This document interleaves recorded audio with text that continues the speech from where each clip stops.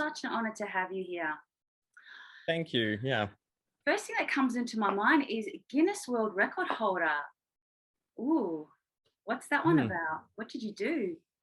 Yeah, actually, it's quite fitting. I was in a very toxic relationship. I'm sure everybody has had that before, and if you haven't, maybe it's still coming. But I really lost myself in it, and when I came out of it, I'd lost who I was. I'd lost my confidence. I was really rocked, and I wanted to get my mojo back as a man. Like, it's important that we got our mojo right. So I'd had my eyes. I wanted to have a Guinness World Record before I died. That was always a goal of mine, and I thought that was a pretty fitting time to get my mojo back, focus on physical training, and go for it. So I was in the military for 7 years. So I love anything that takes a strong mindset and endurance. And as a CrossFit athlete, I loved an exercise called a muscle up, which is when you use the gymnastics rings. You go from hanging underneath it to essentially holding yourself up above the rings. And so I found a Guinness World Record, which was 24 hours, do as many of those as you can. So I was like, well, that's me. And yeah, I trained for it. That was in 2016. I trained for a year and then achieved it in 2017, September 2017. Wow, I'm literally just taken away. Like, on the side, I teach aerial yoga, so I know the strength that is required to do that. I mean, even to hold for 5 minutes is huge, never alone holding a world record in that. That's just amazing. Obviously, you don't do anything in half, so that's for sure. Yeah.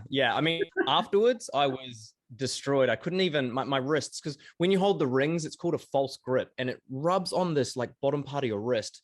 And so for 24 hours, like, my arms and my wrists were hammered. I couldn't even open a door handle. I couldn't drive. I couldn't wipe my bottom. It was pretty hectic afterwards. Wow. Oh, wow. That's just incredible. Like, I just couldn't even imagine the pain that you'd be going through. The lactic acid buildup would have just been beyond imaginable. Yeah, I get turned on by that stuff though, so it was kind of fun. No, okay. Glutton for punishment. We've Yeah. got you here, and I'm so excited. I just want to pick your brain because you're such a knowledgeable person, and you've got just so much that to offer the awake audience. I'd love to. I've got so many questions written down. One of the main questions I wanted to ask. You are a high performer, obviously, from what we just read. Is it possible to be a high performer and have a successful relationship? Because I can imagine you would need so much time and energy to really follow that passion and drive that's constantly burning within. Can you have it all? Can you have that balance? 100%. Absolutely. Yes. No doubt about it. It is a balance. And if you've got someone that is an extreme high performer, they're going to have weaknesses, right? So part of their strengths is going to be drive, determination, commitment, discipline, but they're going to have weaknesses. So if they're really strong in that area, they're going to have weaknesses. And that's where any relationship essentially comes together with the saying, as the saying goes, two opposites attract. So if there's a female or a male, if that's the way you swing, then if they have those opposite traits, then it's going to be a perfect balance. And yeah, you use the perfect word, balance. So yeah, it's absolutely possible. You just have to have the right chemistry. That's so interesting. I love how you brought that up, that they have weaknesses as well. Because I mean, when we see the high performers who are usually like celebrities and people on stages, like, Tony Robbins, like, he's my idol. And you see them on stage and you see them doing what they do, and you just couldn't even imagine that they would have any flaws or any problems, because their mind is so sharp and strong, and they seem like they have it all together, and you just couldn't even imagine that person would be weak in any way. But you pointing that out just fills me with that sort of compassion and love, as to say they are still human. They're absolutely They need human. And support. I run an event called Destiny One, and I teach relationship dynamics. And one of the things is the very thing that you love about a person, that you're drawn to them, is going to end up being the very thing you hate about them. And what I mean by that is, if you look at Tony Robbins, right, and he like lists some things that you love, tell me some things that you love about him, and I'll show you how how they would So good. essentially Okay. bring the relationship to an end. Well, I love his voice. I love that, Yeah. you know, that like, I love that he is strong and hard and just gets really, he could, like, someone will tell them their problem and he will just look straight through it, like it's just like a laser beam, like a sword, and say, this is actually the problem. And that Mhm. person has that profound moment. I love that about him. But I also love that how, okay, he's kind of harsh in the way that he can do that, but then he kind of gives them a little bit of compassion at the end for them being strong enough to realize that, and vulnerable enough to acknowledge Mhm. that. Yeah, Yeah, that's what yeah. I love about him. Yeah. So Tony's super integrated, which is what you're saying. So he's balanced within himself. He's got that masculine strength, but he's also got that feminine compassion. And so he's well integrated. A lot of people aren't. But what if for example, if you were with Tony, he's been through a couple of women, he's had wives, he's had kids. If you imagine what his lifestyle is like, always on the road, people wanting his attention, lots of women liking him. I don't know if you saw, he had a scandal go against him a few years ago. Oh, It's all of those things that you love about him, all of them have a downside. So if he's always on the road, maybe he's never home, you might want to be with him, but then he's surrounded by all these other women. There are all of these things that when we infatuate with someone, we're actually unconscious of the negative consequences of what we infatuate with. So whenever you or myself infatuate with a person, we kind of lift them up because we're not seeing the negatives, we're not seeing the weaknesses, we're not seeing the downsides. And so if you take some time to really sit and think and reflect on, well, I love all of those things, but there's a drawback. There's always a drawback. That's a universal law. There's going to be two halves to the whole, right? And when you discover those, you'll go, now I get it. Now I can see the other side of it. And you can actually sort of lessen the infatuation a little bit because you see them as a human and not as this incredible super being. And so in the context of relationships, that those things, like I said at the start, those things that you love about them, eventually, because you're blind to the weaknesses, over time, you'll start to become aware of the downsides. And then you'll start to resent the downsides. And then you'll start to, the dream will be over. The honeymoon phase will be over. The fantasy will be over. And because you are blindsided by all of the weaknesses, that's what will end up putting the cracks and the kinks in the relationship. wow. Wow, that's Yeah. huge. Oh my God, millions and zillions of questions bubbling in my mind after you just said that. Um, it's funny though, for me, I actually quite like imperfection. If Mm-hmm. it's owned, it's like my absolutely favorite thing, when someone is, I guess, so vulnerable and soft. But I can imagine, would it be hard for a high performer to, what's the word, to be soft and vulnerable? Yes, if they're not conscious. So, yeah, what will happen is they've built a high performer is someone becomes a high performer purely based on a strategy that they built when they were young to get love, to get accepted, to get recognition, to feel like they fit in, right? So that could happen as a child with the parents' love. It could happen at school to fit in with the peer group, but it's just a strategy. That's all it is. And so when you've experienced success from using that strategy, being extroverted, being a high performer, that's kind of all you know.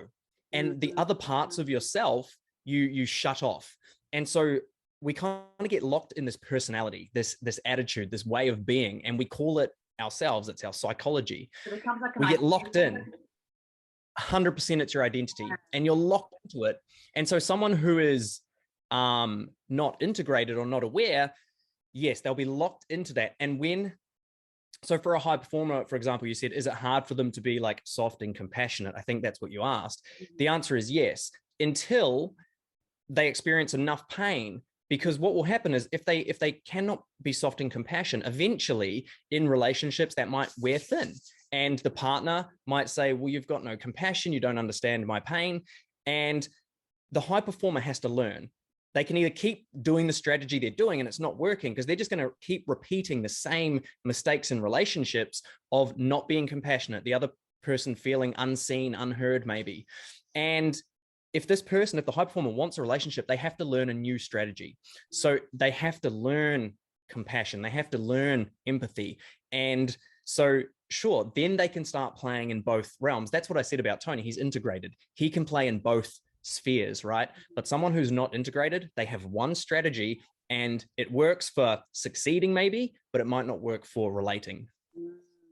So it's like they've become this identity, they've become this role, and then in a relationship, perhaps the person just needs a hug or something, but yet they're coming to them with all these methods and techniques they can do to perhaps get themselves out of this mind frame or mindset or emotion that they're in, but all perhaps the person needs is just a hug. So it works for them in this arena, but obviously in relationship arena, it may not be as effective. I hear you. Yeah, change the context and they won't know what to do.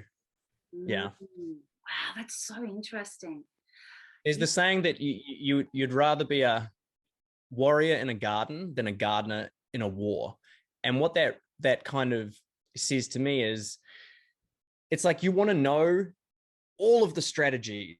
You want to know how to fight, but you don't necessarily have to use it, but you can use it when it's there. So it's the same, again, let's use Tony as a role model. He knows all of the different strategies. He knows, let's stick with two. He knows how to be a high performer. He knows how to be soft and compassionate. So you could put him into a war, he's going to win. You could put him into a relationship, he's going to win because he's mastered both parts. So he's fluid in his identity. Bruce Lee says, be like water. That's being fluid in your identity. So it's not, I am a high performer. It's, I can be sometimes. It's not, I am compassionate. It's, I can be sometimes. You find someone who's just compassionate. Let's look at the other side of it. They're just compassionate. There's a lot of downsides to having that much compassion. Usually you overgive. Usually you don't have strong boundaries. Usually you end up being walked all over in a relationship. And then that person is going to have to learn how to have strong boundaries, how to tap into their dark side, their anger, their ability to win and succeed. So I hope that makes sense. Yeah. Oh, 100%. Like everything that you're saying, I'm totally absorbing and I absolutely love. And even when you talked about the compassion side, you know, that totally makes sense as well. Like I said, everything in life is a balance game.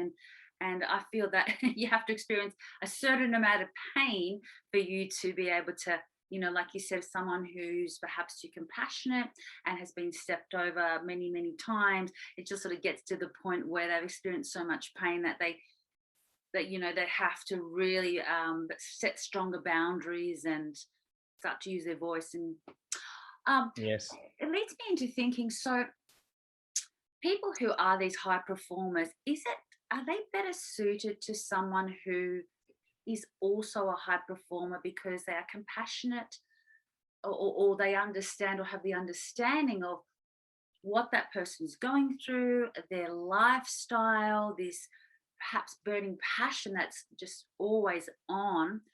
Or are they better suited to someone who perhaps feels that their life purpose is to support a high performer and their needs and wants and what they require? Yeah. So my last relationship, I said to the girl, I was like, the one thing that's going to pull us apart is we're both driven to succeed. We're both high performers. I was like, that if you understand relationship dynamics, that will not work. One of us will have to fall into the supporter role. You can't have, it's like in the military, you've got the infantry, which are out there seizing the ground and taking the ground. And then you've got the support crew, which are the supplies and the stores and the food. If you're missing one half, it's like a dog with two legs. It's just going to not get very far, right? So the answer is option two. To really have a long-term successful relationship, you're going to need one that's going for it and one that's supporting. And that is not, neither one's better or worse. You literally need two. You need masculine energy, which is forward direction. You need the feminine energy, which is essentially supporting in this role, nurturing, loving, caring. You could say the yin is the feminine, the yang is the masculine. You need both to create. You need both. And even if you find an entrepreneur that's super driven, but they're missing the yin energy within themselves, they're going to get unhealthy. They're going to burn out. They're going to be sick. I literally just had an hour-long bath with Epsom salts. So that Oh, was me nurturing my feminine energy and my yin, because I know if I want to have a good episode on this podcast, I know if I have clients later today, I need that balance of both. Otherwise, I'm not going to be showing up in my fullness. So back to your question, people can try. They can go for the power couple thing. It's a recipe for disaster. It's a recipe for chaos. I had a client the other day, and she said to me, she goes, John, this might sound really crazy, but I just want to find a man that I can support his mission and his vision. And I said, I won't say her name, but I said, what you just said is rare and powerful, because that is a woman who's embodying the feminine essence and the feminine energy. And I said to her, I was like, look, are you taking applications? Because, I'm keen. I was joking, but serious at the same time, because that's rare. And a lot of that's a real power couple, when there is the strong masculine presence to have direction and succeed, and when there's that feminine nurturer. And a real integrated man isn't just going to take, right? This is unintegrated. It's like, you feed me and I go out and crush it. It's like, no, there's always going to be reciprocation when you've got two people that are awake, that are conscious, that are integrated. That man, and it's funny, I did a video and I said, if a woman did that for me, if she was there supporting me, nurturing me, I was like, she would be the most loved woman on the face of the earth. Like, she wouldn't even realize. And that's what the feminine energy wants. It wants to be loved. It wants to be safe. It wants to be held. It wants to be protected. It wants the masculine energy to be present with it. And that's the key. That's the gold. If that feminine energy is there to nurture and to support, and the masculine energy is out there driving, you're going to have such a beautiful, intimate communion of love. Like, it's going to be powerful. wow. Wow. So much information, so many gold nuggets there, and nothing I've really heard before, not to that degree of explanation. That's just so amazing. My mind is thinking of 100 different things. So what if say there's a woman who is just so driven, soul mission, visions, and just kind of can't sort of switch that off to a degree, can these women have a man that you described, or what you're saying is that just won't work? Can she be like that perhaps at work, and then come home and be the soft feminine energy to support her husband, or that can work? What the second one can work, the first one can't. So if you've got a driven woman, you said it on the first one, you said, but she can't switch it off, then no, it can't work, because it's like two poles of a magnet. The only way the magnets attract is if you've got a positive and a negative pole. The negative pole is the feminine pole, the positive pole is the masculine pole. And so if you've got two positive poles together, they'll repel. It's a law of physics. And so if the feminine cannot switch it off, then they cannot have a man that is in their masculine, but they can have a feminine man, which means that the woman will be this. So let's just get clear. Feminine energy, masculine energy does not mean man and woman. You can have a man that's got feminine energy. You can have a woman that's got masculine energy, right? So for the argument's sake, let's say, for what we're talking about, the woman is feminine and the man is masculine. If you've got a woman who is in that masculine drive all the time, no, having a and she cannot switch it off. No, not possible to have a masculine man. You could try it. You're going to butt heads. Not going to work. And you're going to find that you might love each other. You might be best friends, but you're going to be missing chemistry. You're going to be missing the sexual component, like the real sexual chemistry. Juicy stuff. But you could have a feminine guy, and that feminine guy could be there to, support your mission and support you and be there in that capacity. But when you said, oh, well, what if she's driven at work and she can switch it off at home? Yes, absolutely. When you, as both ways, for the feminine needs to let go of the masculine traits that she's, the drive, the determination, all of those things. If she holds on to those, there is no room for a masculine energy to come in. But if she can soften, oh, hell yeah. That's when there's room for the masculine energy. So if you look at the yin and the yang symbol, it's a beautiful way because everybody knows it. they both fit into each other perfectly, right? If the lady is just all masculine, she's taking up all of the space herself. There's no room for a man in there. There's no purpose. There's no need for a man to come in. So it literally needs to be a letting go, a surrendering of those masculine traits. Then there is the masculine energy, that one of the most important things is purpose. And that gives the masculine purpose to come in and serve the feminine. That's so interesting. I'm just hearing everything you're saying and sort of reflecting it on my life.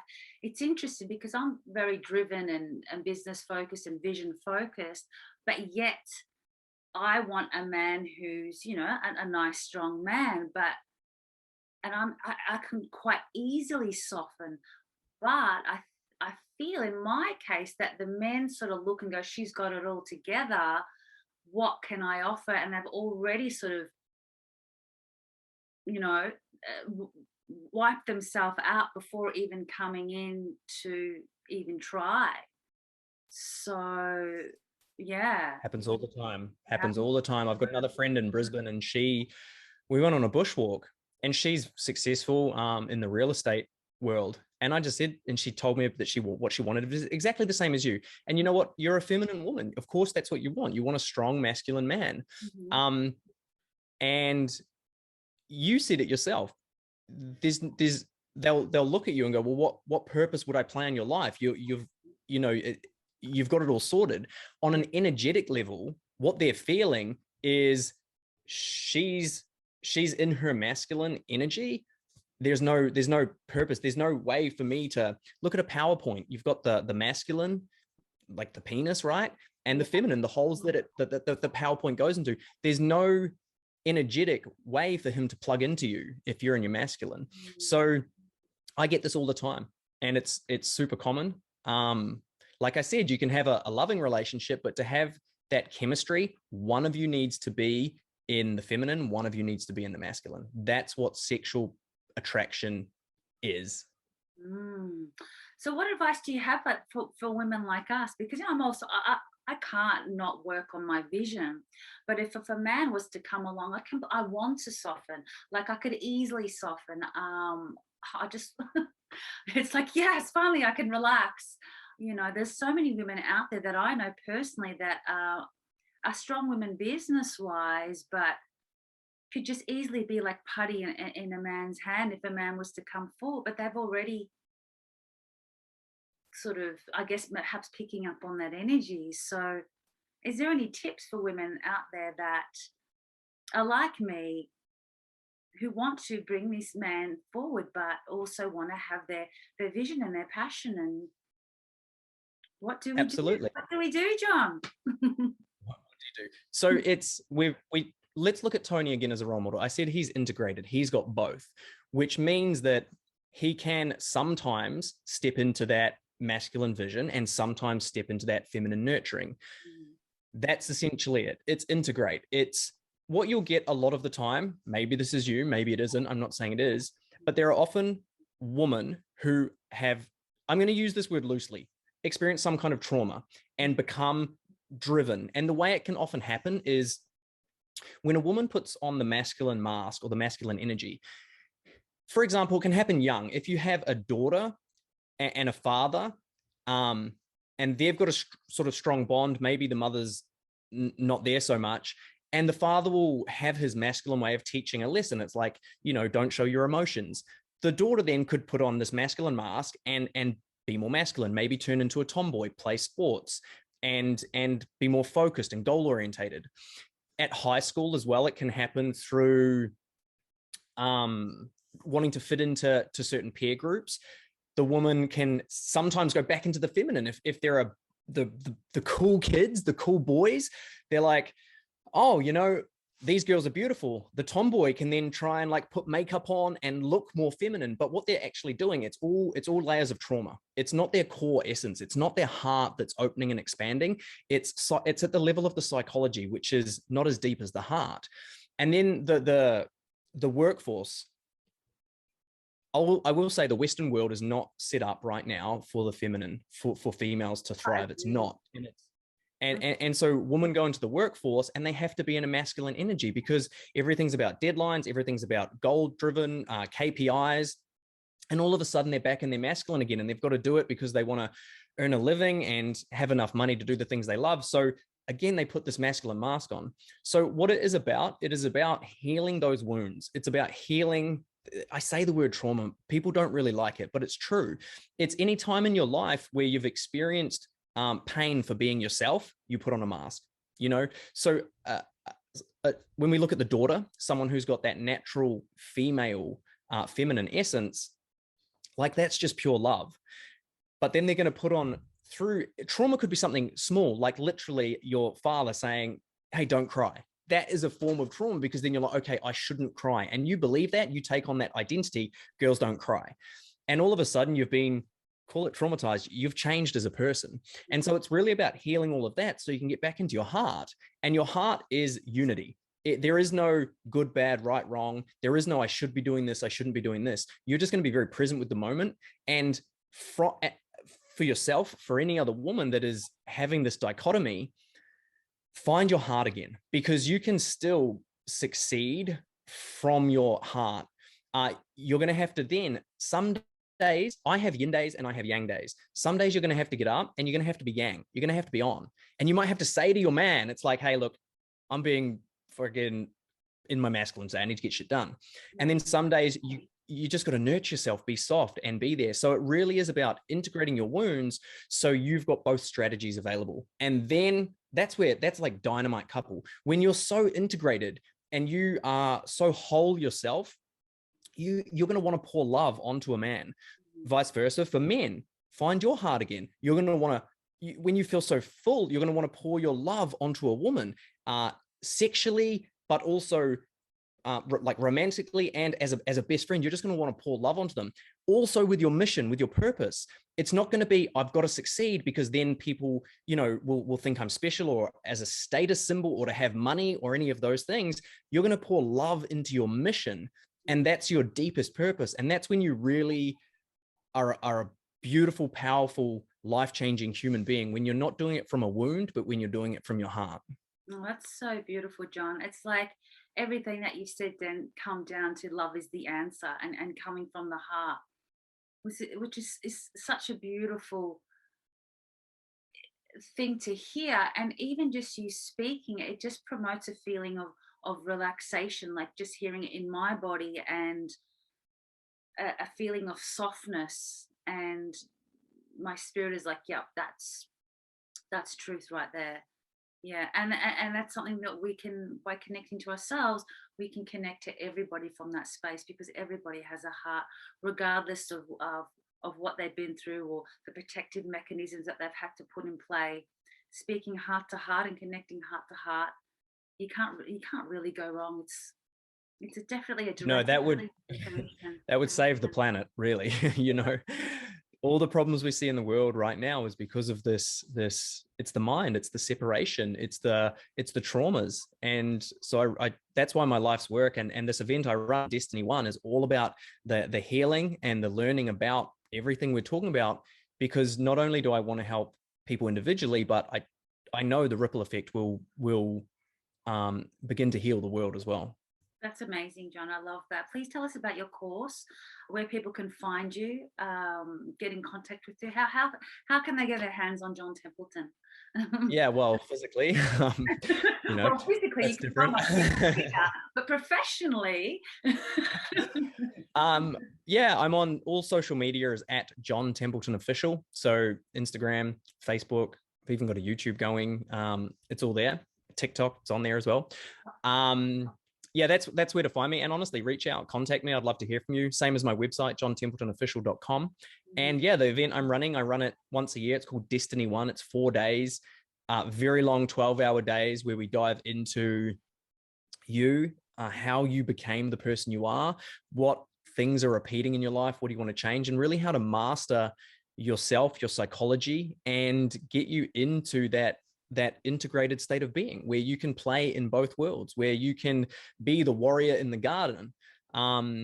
Yeah, and there's less suffering there. There's less suffering, more joy, more beauty. There are these feelings which I call, like, actually, I don't call it, Dr. John Demartini calls them transcendental feelings, which is, you know, gratitude, presence, peace, joy. It's real, true fulfillment is, you know, what you get when you heal and when you integrate.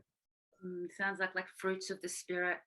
Um, can anybody do this training? Is it for men? Is it and for women? No, it's for everyone. I've got a 19-year-old like young boy signed up, and I had someone. Well, right. Absolutely. Yeah, we spend a whole day. We do relationship dynamics for a day of the 3 days, which is a very powerful day. And then I had someone join in last night. She is in New Zealand. She's mid-50s. So yeah, it's for everyone. Anyone Absolutely. all around the People, world. it's for people that want to really master their life and experience life at a new level. That's who it's for. So amazing, John. Thank you for bringing something so wonderful into the world. And thank you for your time today. My absolute pleasure. Thank you so much for having me on.